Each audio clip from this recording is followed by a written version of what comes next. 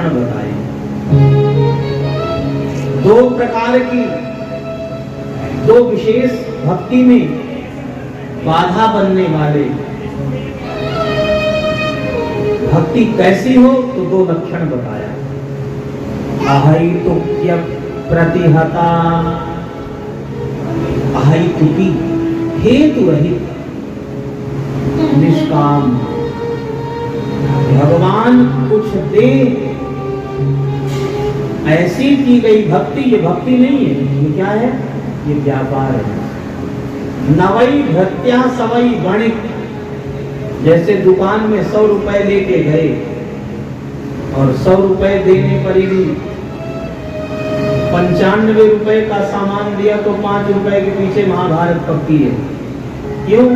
अरे भाई हमने 100 रुपए दिए और आपने 95, ये कैसे? अभी कंज्यूमर फोरम पे कॉल करता हूँ, ये करता हूँ, वो करता हूँ। तो यदि भगवान को हम अपना समय, संपत्ति, श्रद्धा समर्पित कर रहे हैं और बदले में हम भगवान से कुछ प्राप्त करने के लिए ये केवल कर रहे हैं, भगवान से मांगना बुरा नहीं है, परमात्मा दे ये भी बुरा नहीं है। अरे परमात्मा यदि अंतर्यामी है तो हमारे हृदय के संकल्प को नहीं जानते क्या?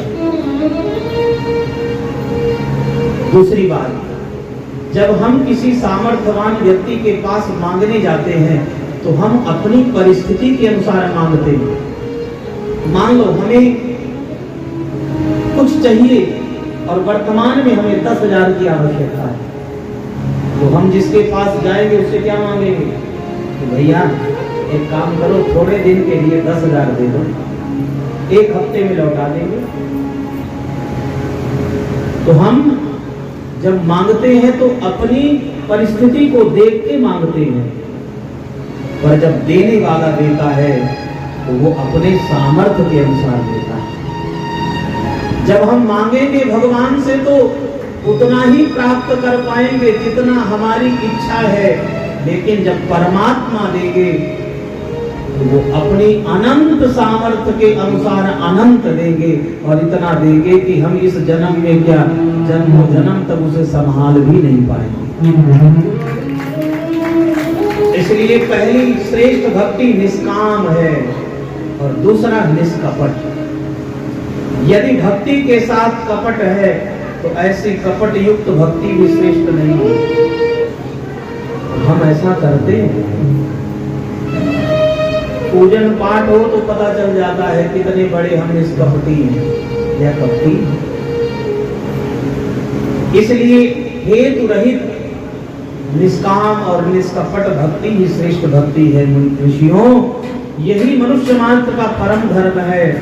वासुदेवे भगवती भक्ति योग प्रयोजितः, यदि विधिवत रूप से भगवान वासुदेव में भक्ति की गई तो उससे भक्ति और भगवान की पत्नी का नाम है भक्ति, और भगवान की भक्ति का विवाह जब भगवान के साथ हो जाएगा तो संतान होगी।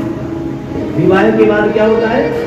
संतान होती है। तो 2 संतान को भक्ति जन्म देगी। जब निष्काम और निष्कपट भक्ति का भगवान के साथ हमारा वर्ण हो जाएगा तो 2 संतान होगी। जनयत्यासु वैराग्यम ज्ञानम च यद हेतुः। ज्ञान और वैराग्य ये भक्ति के 2 पुत्र हैं, और निष्काम निष्कपट भक्ति से ही ये ज्ञान वैराग्य जन्म ले लेंगे। वरना कितना भी कहते रहे कि बस महाराज थोड़े दिन की बात है, बच्चे की शादी हो जाए उसके बाद हम वृंदावन में ही रहेंगे। अरे बस बच्चे का क्या है कि वो पोता नहीं है, वो पोता हो जाए तो फिर बस वृंदावन में ही रहेंगे। पोता हो गया तो बहू ऑफिस जाती है थोड़ी देर के लिए, क्या करें, हमारा भी मन लग जाता है, पोते का भी मन लग, थोड़ा स्कूल जाने लग जाए तो फिर तो पक्का जीवन भर नहीं होने वाला। जिंदगी जब तक रहेगी फुर्सत न होगी काम से, कुछ समय ऐसा निकालो प्रेम कर दो घनश्याम से।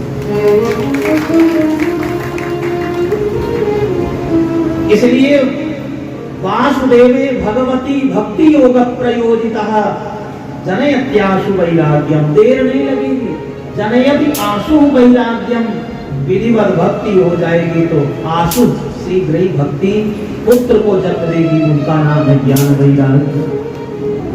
यदि हमने खूब भक्ति कर ली, धर्म स्वनिष्ठिता तुमसाम, खूब धर्म कर लिया, खूब अनुष्ठान कर लिया, विश्वक्सेन कथासु, यह खूब कथाओं में दूर दूर जाकर, कभी प्रदीप मिश्रा जी की हो रही तो चलो गुड़गांव, कभी बागेश्वर बैठे हैं, कभी वृंदावन बैठे, कभी हरिद्वार, कभी अयोध्या, खूब कथाएं सुन ली, लेकिन फिर भी भगवान में प्रेम नहीं हुआ। तो ऐसी भक्ति क्या है? बोले ये ठीक उसी प्रकार से है जैसे किसी बेटी का विवाह करने के लिए उसको श्रेष्ठ योग्य वर आपने खोजा, विवाह में करोड़ों रुपए खर्च भी किए, लेकिन उस बेटी का पति के साथ जीवन भर प्रेम बना ही नहीं, तो वो जो करोड़ों रुपए खर्च किया गया वो सब व्यर्थ। ऐसे ही धर्म, सूत जी महाराज कहते हैं ऋषियों, धर्म का उद्देश्य अर्थ नहीं, धर्म का उद्देश्य